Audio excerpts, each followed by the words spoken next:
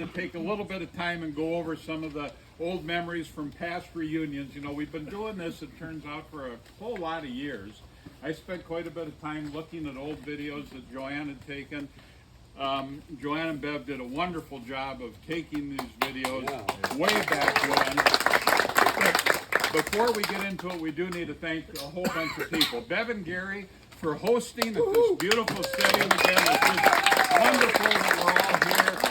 And I think there was a committee that started this whole thing. And if you think about it, one day Sandy called or sent a text or something and said, "We're coming to California in August. Let's get things going. We're going to have a reunion." Minnesota. I said they're coming to California. California. I'm going to have a lot of help for everything that I'm saying here. And if I say anything wrong, somebody's going to help me. Okay? Have another beer. But That point is right at your head. this thing here? Okay, thank you. So, the core group that really put this together, Joanne, Bev, Sandy, really put a lot of effort into everything that you're seeing today, and I think they deserve a lot of work. And everybody that helped set this up over the course of the last 2 days, all the California Monnenses were here to help with that, and we had people telling you where to park, Susan and Bryce and Gerald and Larry, everything everybody did. And the food. Everybody contributed to the food, and it was fantastic. Joel, you ought to get a food truck. Think about it. It was fantastic. So, I think we should just start reminiscing a little bit about this. And, you know, I said in here that, you know, this is a really fun group. It's an innovative group. You put a lot of fun things together. The one problem as an outlaw that I found is you guys never sleep, okay? As I was watching some of these videos from the old reunions, and Ken put together a great summary of the 1990 reunion. Joanne and Bev put something together from the 85 reunion. And there's talks about, well, we went to Perkins at 2:30 or got back to Bloomington at 4 o'clock and got up at 7. And, you know, it would just, so we do a lot of crazy things with this group. We were younger then. Yeah. No, everybody looks exactly the way they did in the videos I was watching. I mean, I had no trouble recognizing anyone today. I've been watching all these videos and everybody looks the same. But when you look at all this and you think of the history of the Monnens reunions, and you look at what your grandfather did and the reunions that he had, that very first one, David and Neil put together that great video. I hope everybody got a chance to watch it. And if you didn't, we're going to try and figure out how to get it on Bev and Gary's TV. I got it on last night with my technological savvy, and maybe I can duplicate it. If not, David knows how to do it, right? We couldn't get it to loop, David, but we could show it once. But if you didn't get to see it, it is great. And, you know, the interesting thing about those reunions as I was watching it is some of the men came in suit and ties. And all the women had dresses on. And some even had high heels. And they were all carrying those purses, the patent leather purses. Yeah, I know. What's going on? So that was fun. But Joanne swears to this, is that at the first family reunion, when all the Mendens were included, as well as the Monnenses, that it was written up in the Shakopee Valley News. Okay? It was half the town. It was half the town was there. Exactly.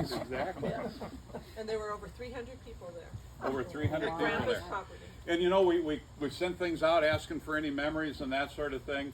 And we got a few memories of those reunions, playing volleyball and bouncing around over the top of the septic tank, and your grandpa getting a little upset about that. I don't know, that was Bev and Joanne's memory, I think. David told me about getting chased around the yard and almost getting strangled by a rope that your grandpa had 6 foot out from the house to a stake just at his level, and then probably one of the Clarences was chasing him. Right? I think it was a Mavison. Oh, a Mavison. Mark. You rebel, you. The other things that came up recently was Pete the Crow. Oh, yeah. Anybody remember Pete the Crow? Pete the Crow? I didn't remember the name, but I don't Okay. remember. And then the wire rope that David talked about. The other thing that I really enjoyed at the end of that film was the dog, and I think it was your mom and dad's, Gary? The dog that your grandpa was training and he was standing on his hind legs up there, and your grandpa pretended, because I don't think I ever saw him give him a treat at all. Had dogs up there doing all these tricks, going in circles. I never saw the dog get the treat, so I'm not sure. I'm not sure what he did. And we want to know what's the name of the dog. Uncle Lee's dog. Yeah. Yeah, Gary. I think it was, I believe the dog's name was Sheriff or Court. Court. I couldn't Court. know the difference. John knows. Court. Court. Court. Okay. So one answer to some of the questions that we had. The other thing that was brought up is, did every uncle or every one of the brothers all have to walk to school uphill both ways? And did they all have to put tar on their shoes in order to survive because they couldn't afford new shoes? Okay, that was one of the memories that I got. You also forgot that Grandpa said they were poor, but they had eggs and meat and butter and everything when they lived out at Dowd's Lake during the Depression. So they So could they eat always fat had meal. and fat meal. Yeah. Send that recipe Who around. has ever had fat meal? Who's eaten the fat meal?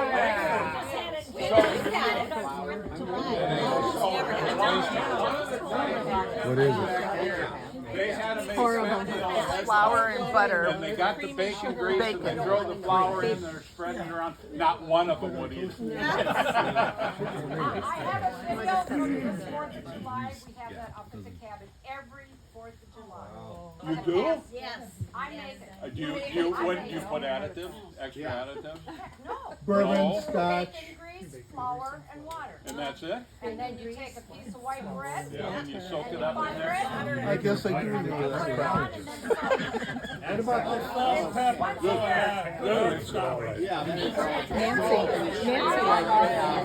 Remember that? I tasted it.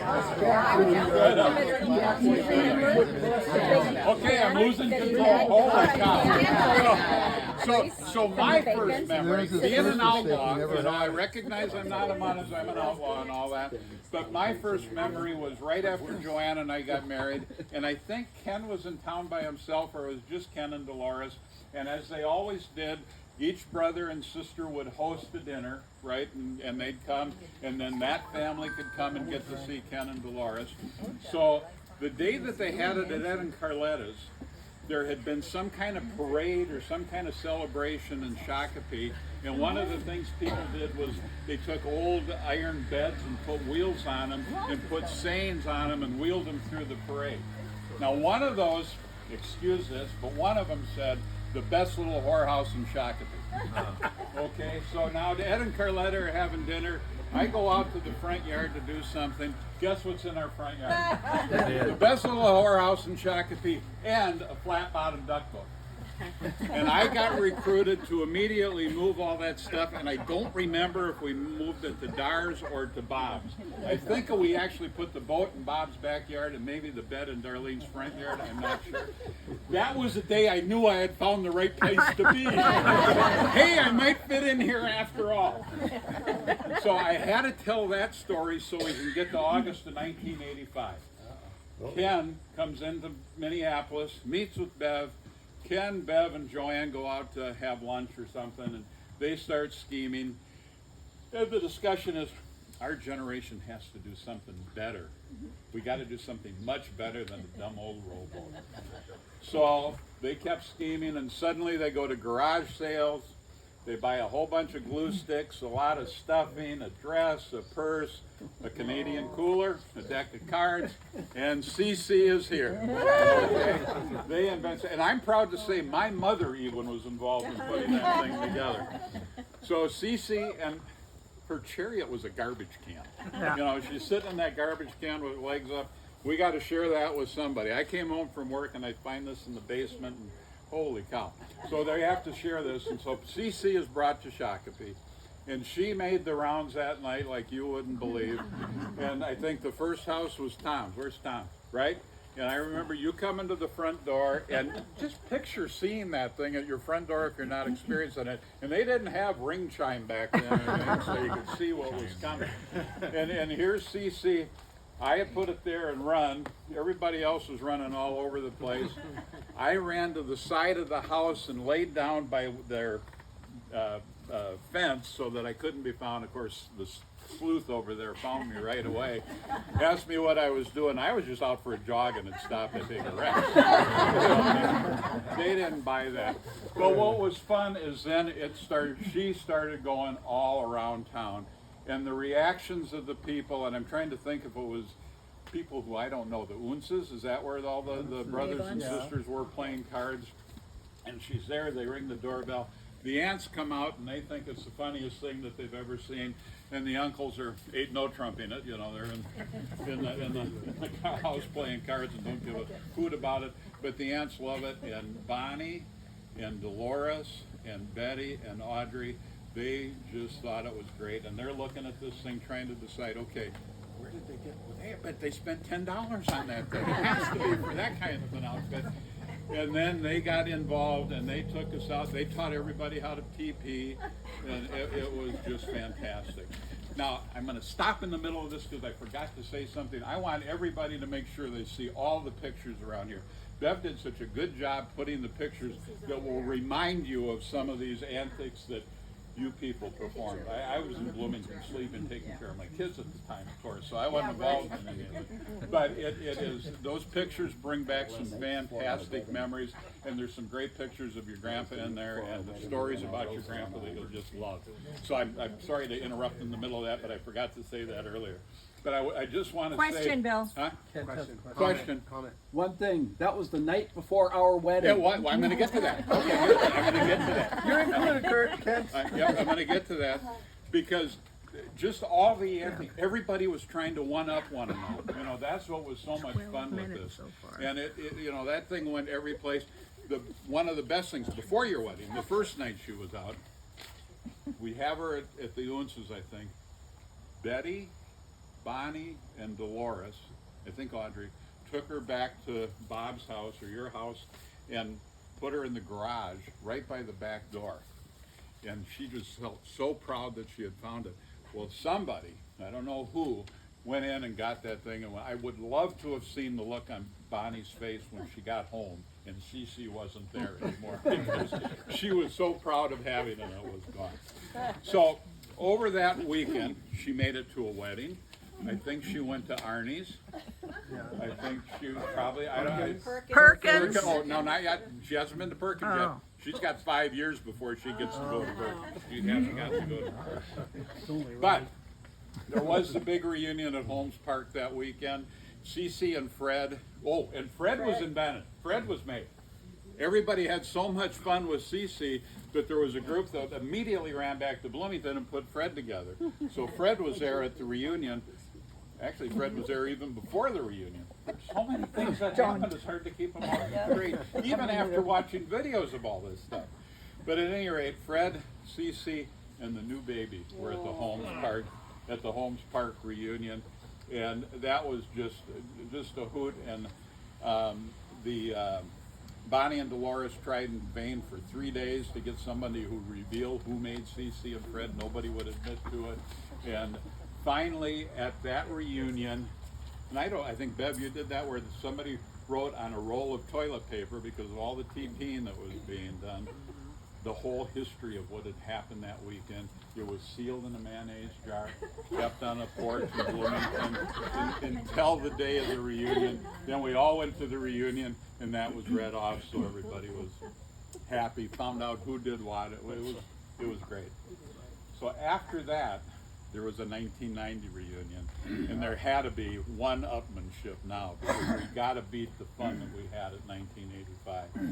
And it started out with the Monnens family from California coming into town, being greeted at the airport by the Daisy and Donald Duck, going to Bob and Bonnie's, and half the family is in their front yard to greet them. It was just. You had to feel welcome. Even Neil was even there, and they welcomed him. so, I have a question. yes. Did you know that today there were going to be 2 ducks at the top of the hill to greet you as you drove down the hill and it was raining? So Doug the duck and Ken the duck were going to be the ducks even this year to bring back that tradition. That's right. But they floated down the river. That's right. We appreciate it. Yeah. The intention was there. Just didn't get carried out, unfortunately. So then we had a cousin's party in Bloomington at our place, and Cece was in attendance. Somebody tried to kidnap Cece at that party. Somebody created a diversion by saying, "Oh, look, there's a hula hoop. I wonder if any of us could hula hoop." One person was able to hula hoop. One person was able to keep the hula hoop. The rest of us embarrassed the heck out of ourselves. But you were trying to get everybody to do everything. And then See, look at yeah, Jackie. look at Jackie sitting there going, who could he be looking at? Yeah, who could he be looking at? How could that have happened? And then during this diversion, the gentleman that accompanies Jackie to several of these occasions, well, a gentleman might be a poor choice of word. Yeah. That's not being too mean to him. That's okay. But Cece suddenly disappeared, much to Joanne's chagrin, because she was trying to keep an eye on Cece. By the way, at this point, we don't even know where Fred has been for the last 5 years. We have no idea. Cece, we know she's been at our house, but we have no idea where Fred's been. Well, Tom, super sleuth over there, he's got his eyes on everything, and he knows what happened, but he's not sharing that with everybody. John had taken Cece and hidden her.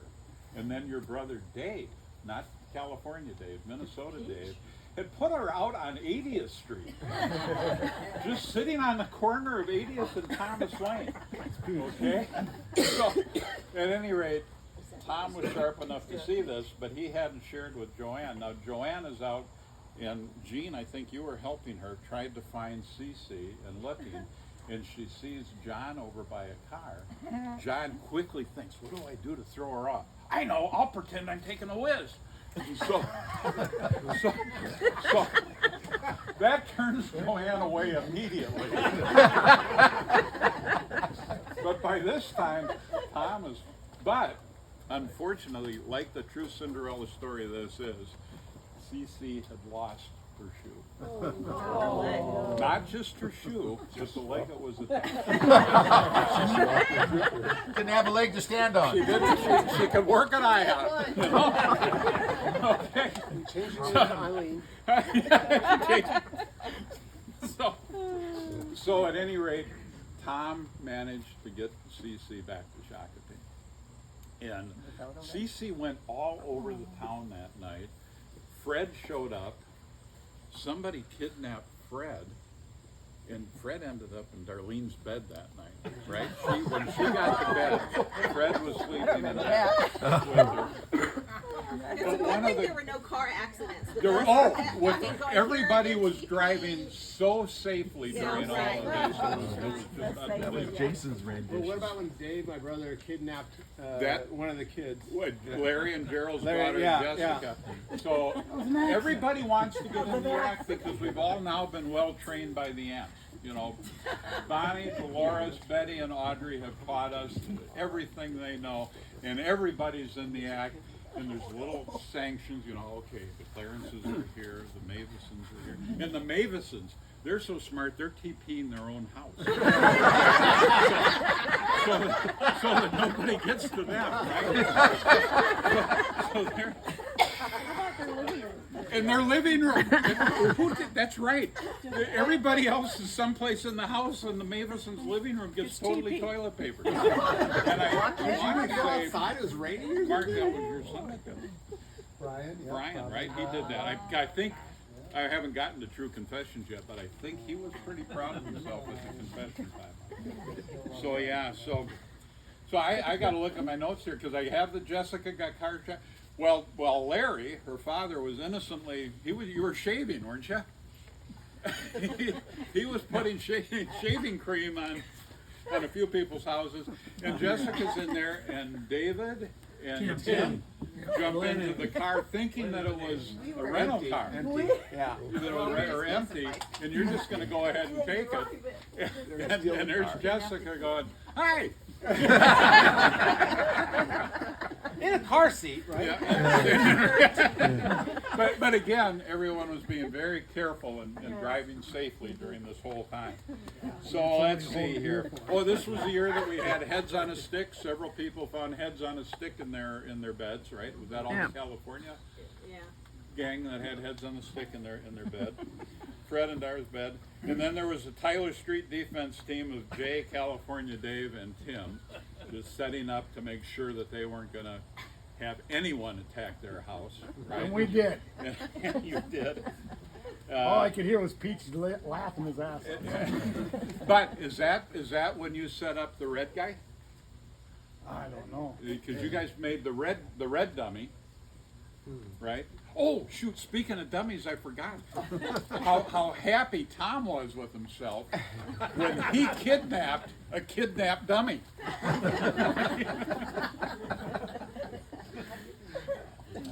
Tom's like, I don't remember any of this. Oh, I remember. And finally, at some point, Fred shows up in Tim's front yard. Okay, so Fred's in Tim's front yard. Robin and Sandy know where Cece is. So they've got Cece, Fred, and the baby.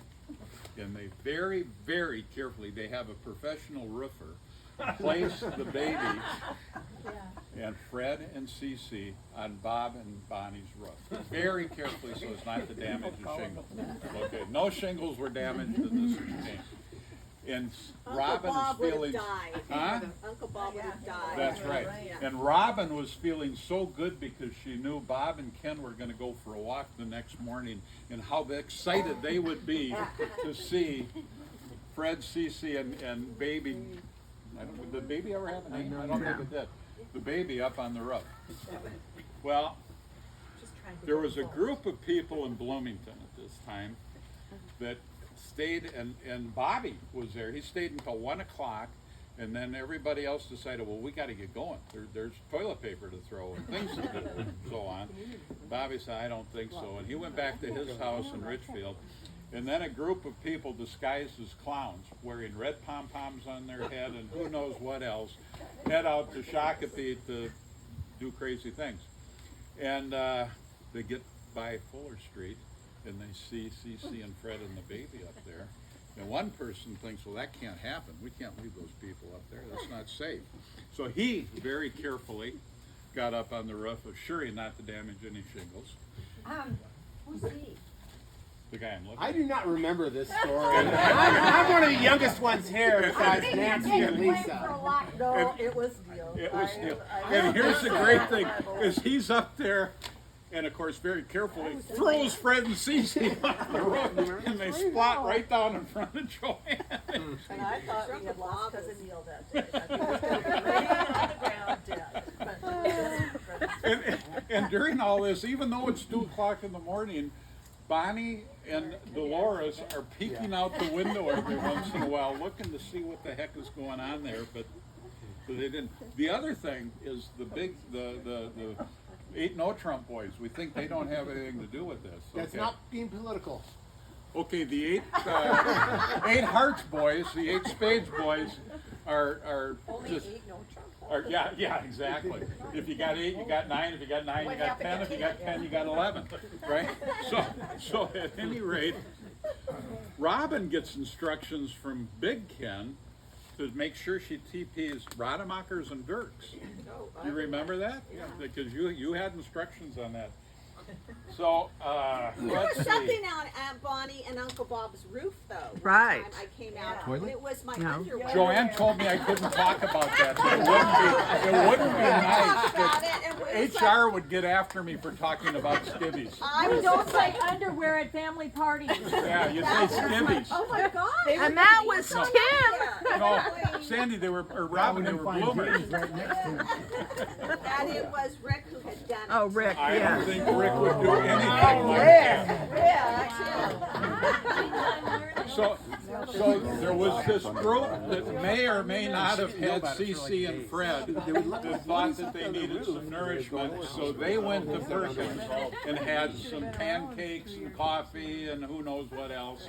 And then they bring the bill, and right on there, we fell off the roof, went to Perkins for food, and taped it on Bonnie's front door. Front door. The front door that you always had to close or Bob would yell at you, right? Yeah. Okay. Shut the door! Close the door! So, Where's Tim for that recount? Tim. Do your dad's imitation. Oh, Tom. So now we get to the Saturday, and we're exhausted. everybody's trying to figure out where CC and Fred are. And for some reason, they suspect that they might be in Bloomington, and they come to Bloomington, and they're, hi, we just came to see you, and they're walking around the house, and they're looking, and what's your basement like? Blah, blah, blah. Little did they know, CC and Fred were up on the roof, on the back side, where you couldn't see it unless you were in the neighbor's driveway. So at any rate, this was also the year of the beautifully created outhouse. There we go. Okay, you were waiting for that, weren't you, Mark? So Jim Mavison created this outhouse with the full-size figure with the red and white checkered hat on it, so it looked like Ken. And that got pulled around, but it spent a lot of time in Bob and Bonnie's backyard, right? Right. You took them there. I'm talking to you. So, You're refreshing me. somehow or another, Fred and Cece ended up staying at Perkins the entire night and all day, and they were sitting at a booth by the window. As you walk in, you could see them down there, and they got a call. Bonnie got a call at Ed and Carletta's, because Ed and Carletta were hosting that night. Bonnie got a call that this couple was sitting in this booth at Perkins and would like somebody to come and get them. And so, who knows? There was only one or two people that wanted to go initially because they thought it was a prank. Pretty soon, there's a carload of people. You were involved. Going down there to pick up Fred and Cece. Sure enough, there they were in the booth, all the empty dishes sitting there. They weren't good tippers. $1 for a $22 bill. What can you say? But they were retrieved from there, and they got back, and they made it to a reunion. But that was also the night, or the evening, I should say. Now, everybody here thinks that just this year was the first time that we've had a Catholic Pope. A U.S. A Catholic. U.S. Pope, I'm sorry. That was pretty stupid. Who wrote this? Man, I thought you taught me better than that.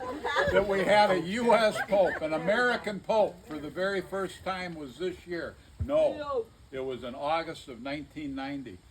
The Pope ascended to the roof of Ed Monnens' garage and then descended down to the breezeway and blessed the food that night. It was just wonderful. But the Pope was Lutheran.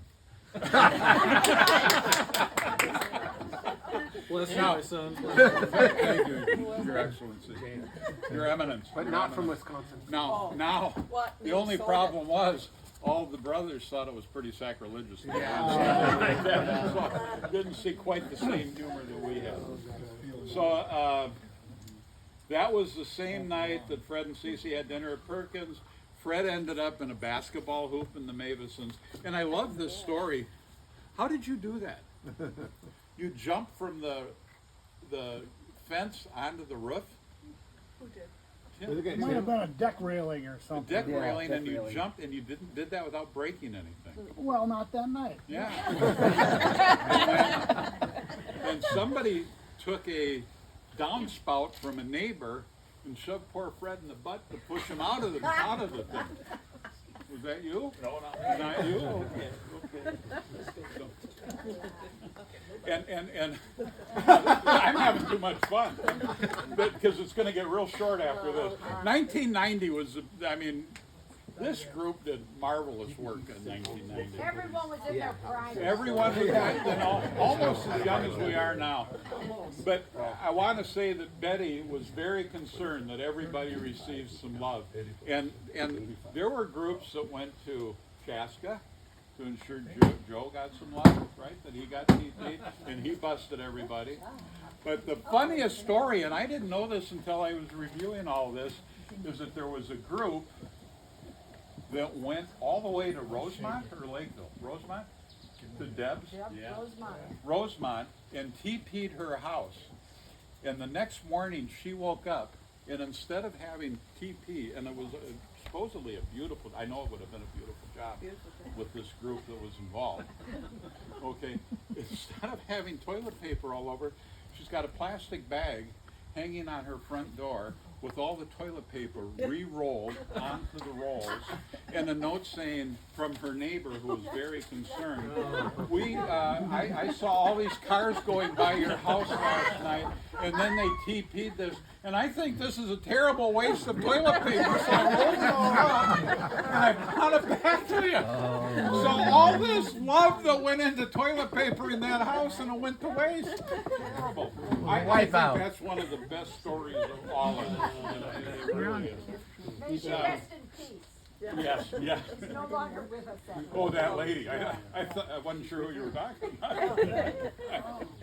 So then we had the big reunion on Sunday at the park. We wanted to put the sign out that said, "We are number one," but Ed thought that was just being a little too uppity. So we became "We are the world."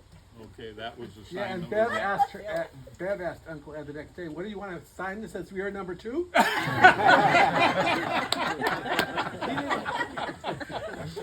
But one of the best things, and it was brought in, and it was so big, and not everybody recognized it right away, but John and Gary made a power pole that looked, I mean, honest to gosh, when I looked at it again on the films, and I'm trying to think what you said, the sign read, power pole, family power. Yeah, you had that on that power pole that you bought in, and Fred and CC and the long john, guy in the red long johns, all sit underneath that power pole. I just thought that was great. That was I have no recollection. We're going to make copies of these DVDs and send them to you all. Yeah. I don't. I remember maybe building the power pole. I don't really Powerful. have Okay, we got something And out of this them. was the same day that somehow or another, I'm sure Bev and that Joanne, sounds or like something Bev and Gary and I Robin do. probably convinced Ken and Bob to put on the ducks outfits. And they come out in the duck outfits at the park with bags of candy and they're giving Big Ken, and or Ken Senior and Uncle Bob, and they are walking around giving candy to all this. And Bev does an interview of Bob, and all Bob is doing, quack, quack, quack. Bev would ask him some long time, quack, quack, quack, quack. And then there's some little kid that's come for its 4th or 5th turn at getting candy. And Bob's turns into W.C. Fields. Get away from me, kids, you're bugging me. He says, you've had your candy. So now, as I said earlier, we had a lot of different groups who were involved in this. And there might have been some competition going on and all of this. And, there's just a lot of different things. So we decided there should maybe be a truce, that we don't want to get carried away with this. And so we sit down and it's all videotaped, the true confessions of who did what and what happened and what's going on. And, it's fun to watch. It really is. But we were going to try and stop all of this. But the Clarences, as hard as Jackie fought to end all this stuff, the Clarences said, no, we're going to keep it going. We still have Sunday night. Now, I also have to say that this is the same one where some of the pranks, there was this huge slab of concrete in front of the Mavison's driveway. She would sleep better at night if she knew who did that. Well, and we're going to hopefully get to that. And a big bale of hay someplace in town. I don't remember where the bale of hay went. But there's still question as to where. I was blaming Kent for a long time. And then I watched this video and I don't know, you just gave a little bit away on that look of surprise. But at any rate. Please, someone admit to where did the concrete come from? It's time. Yeah, we won't get mad. Joe, And the operator, Jeff's here. and the equipment operator. I will tell you, if my brothers were involved, I have never heard. No, I want during the true confessions, your brother Dave made a very convincing statement that none of the Clarences were at all involved. Except Now- they're the only ones that He's have been everything. pulling that since Now, he was I know, 5. I know. Now, having said it that table for lunch today, I'm not sure I can. Unless I don't remember. Can I point out that Tracy You've been pulling that that since Tracy he is was 6. going like, what the hell am I getting myself into here? Who the hell is this weird Tom family? talking about it. Okay, so we try to have this truce. We think we're gonna have the truth. Okay, truce. And now- Doesn't matter, Ken. It's on it. Neil. Now we're all back at our respective homes. We're kind of wondering, okay, what's going to happen? And suddenly, past everyone's home comes 11 cars with all these people hanging out. There's toilet paper. They got toilet paper Rambo toilet paper around their heads. It's blowing every place. Honk, honk, honk. Hi, how are you? Hi. Now we're not sure how to take that. That's right. Is this a truce? Are they setting us up for something? Are they just trying to say, hi, everything's great? We just don't know, right? We have no idea what's going to happen. So, Ask a question. ask a question. Is that the night Sandy hid in the bushes watching for us Oh. to come back and got bitten to Well, that's, crazy with the we're going to get there. How long is it gonna take to get there, Bill? It's 36 minutes. Mosquitoes every 5 minutes. I have to go to the bathroom. Do you? Okay. It's gonna start raining. So, I'm gonna do this so it starts raining again, that's right. So then, So you got 2 everybody's kind of minutes. worried, and they're all discussing how this is gonna happen. Then all of a sudden, here come these 11 cars again, and they come by, but there's no honking, no noise or anything. A couple of nice waves, and then very quietly we hear, wait until 1 a.m. Wait until 1 a.m. And everybody hears this. Now this starts the big defensive move. There are tripwires set up around Ed's house. There are tripwires set up around Tim's house. There are water balloons filled and put in freezers because if you have cold water balloons, what happens? They have better smack power and the chill kill, right? And this guy here, he's got everything around Ed's house. Well, then, and Ken is driving around waving a white flag at every driveway. He goes waving white toilet paper out the window at every house he goes to. And I was scared. so, of everybody in this room right here, or in this tent or whatever it is, if we look over at that table and those 2 people over there, they're the only people that slept that night. Yeah. Everybody else was Paranoid. in the bushes So getting we bit heard. by mosquitoes. So we heard the next day. Because you were too busy sleeping. Yeah. So that was a very. Yeah. Give me a minute. I'll tell you a short story in a long time. That was kind of the 1990 reunion, and I don't think we have beat that. We've had some wonderful reunions since then, but that was the one that beat us. So I'm just going to talk real quick about the other ones that we've had. Can I just stop for Yeah. a second? Yeah. Nobody has admitted to the concrete block yet. We cannot leave today unless. But I want you to look at the smile. It was You know what? Joe, you got smile. There's 2 fellow veteran sailors here who want to know. Joe, was it you? It wasn't you? Never said. He's Look at Joe. okay. Joe, please.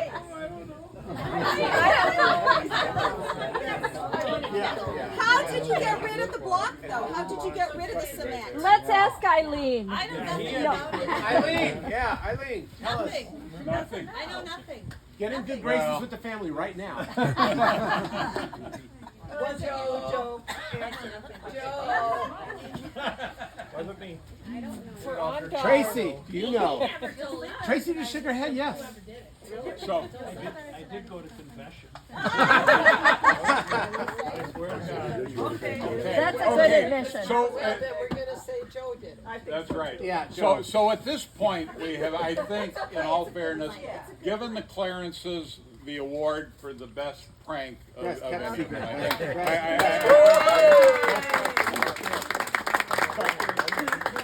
I have to go back to the '85 reunion too, because that was the year that we all had to have some way of identifying our families, and some like the Eds put a little mouse face on and had cards for their names. But the Clarences all came in tied to a big rope with red bandanas on and Tupperware covers on their back with their names on it. And it was clever. I just have to say that was My one. poor dad, by the time we walked up to the park, he was just beside himself. Cut that rope. It was pretty good though. That was fantastic. So you get the 2 awards today. Yay! The first one is not deserved. No, it is not for the concrete block. Oh, the first one isn't. No, for keeping everyone in suspense and causing everyone to lose sleep. That was. That one. That was. But, Yes. yeah. But the concrete block, no. Oh, she's denying it too much. you know, you know. Take the credit, take the No, no. So in 1995, we have the reunion of Bev and Gary's at Under the Runway, as we like to refer to it, right? And the tradition that started during your grandpa's reunions of all the cousins lining up and getting pictures taken and all that continued. The lining up by age and saying who you are, blah blah blah, whose child you are, and all that. That continued there. That was where we had a bowling party in Shakopee. Joan had the high score. Whoa! Come on, Joan! Woo-hoo. And one of That was when we actually bowled. there was a scavenger hunt, and one of the items was a church bulletin.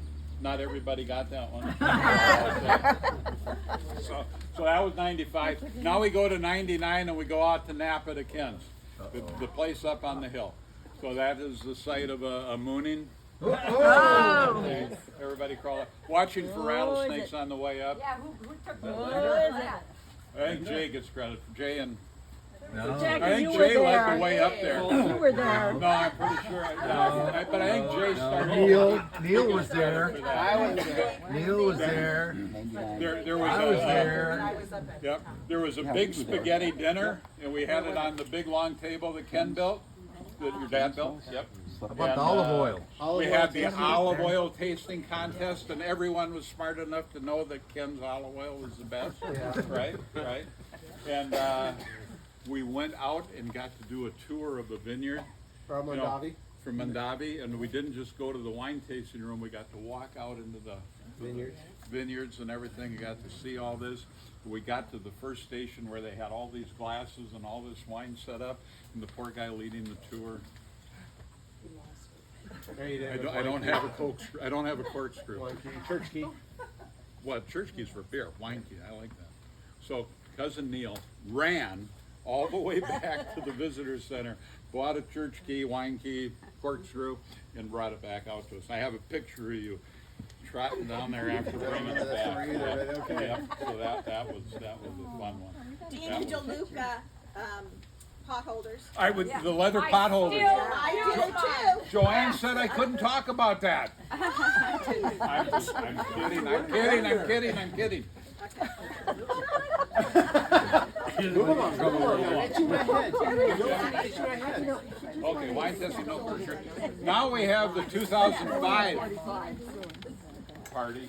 That's out here again.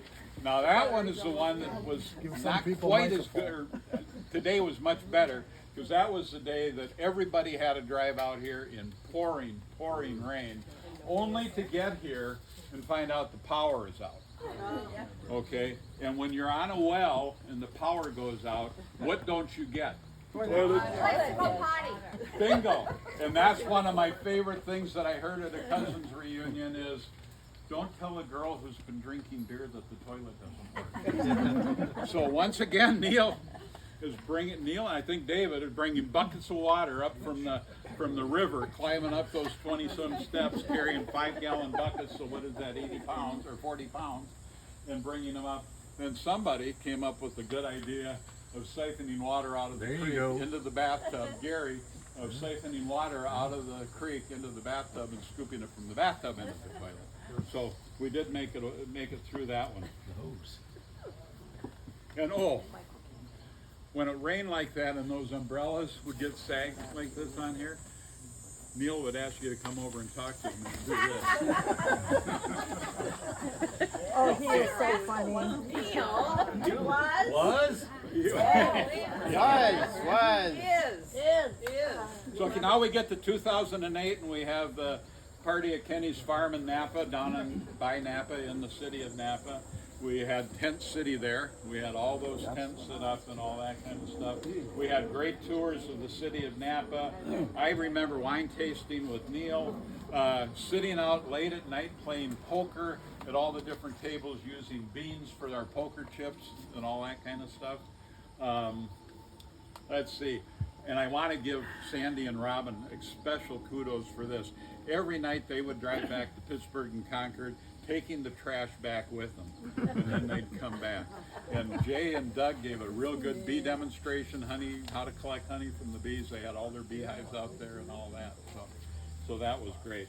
But just to go back real quick to the 1990 thing and all the true all the true confessions, because I promised Shirley that I would give her sufficient grief for that. You know, when you have these confessions and people are kind of going, well, I don't really know. I'm not too sure about it. And then you say, no, everybody's saying. All of a sudden, the bragging that came out of everything that they did. And then Gary and I went here, and then Gary and I did this, and we did that.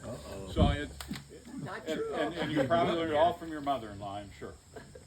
I want to tell one story from 1980. Oh, Okay, thank you. 1980. Different voice here.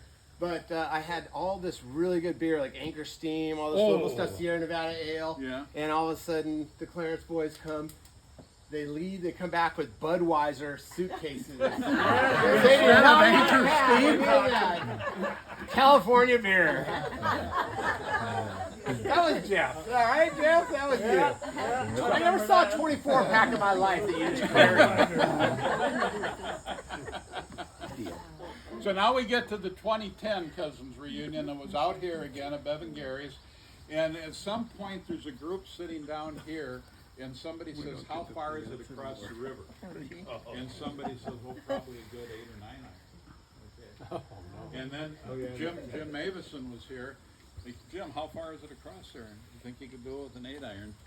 Gary happened to be out giving tours on the boat at that time.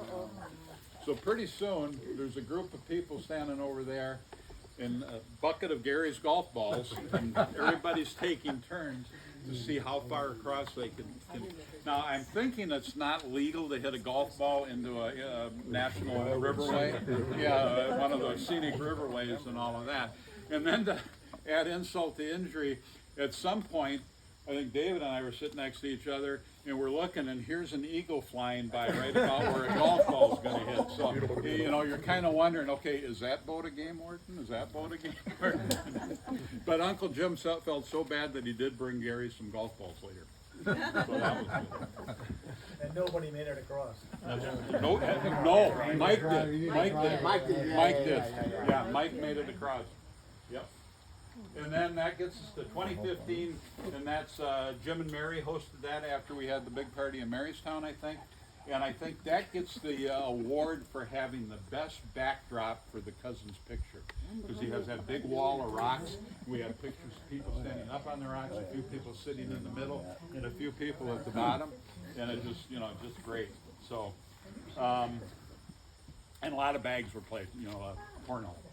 So, I want to finish this whole thing. I'm sorry I've taken much longer. I said I was going to do this in 5 minutes. Bev and Joe told me to take 10 minutes, so I've taken 30.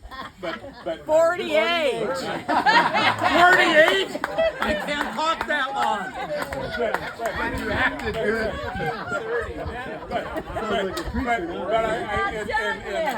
And I didn't ask permission to do this from Gary and John, but I'm going to do it anyway. After the 1990 reunion, Audrey wrote a really neat poem that I think kind of sums up everything that we've said here. And, you know, as I've said many times, Bonnie, Dolores, Betty, and Audrey really did a great job in training us how to be rascallions. We should all be very proud of that. And I don't want to leave my in-laws out because Carletta and Ed weren't necessarily in that. That's because they were double agents.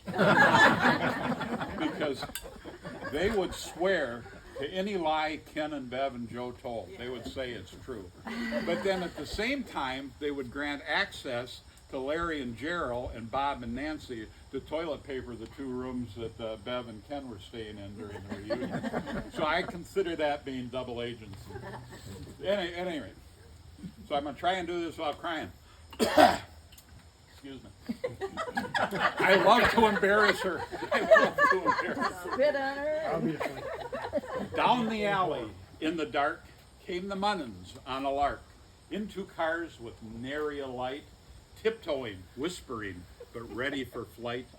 With toilet paper and clothesline in hand, into my yard sneaked this little band, that I might rise with the morning light and open my eyes to such an unusual sight, to find a wash line between 2 trees strung, and my trees with toilet paper hung. How could they do something so rotten? Well, I must admit I haven't forgotten that while being involved in action so devious, I only felt that I was being mischievous. This binding the families together in fun, in the spirit of love are these deeds done, and as time and distance spread us apart, these laughing times will be kept in our heart. Very nice. Let's make some new memories. Real poetry. I don't remember.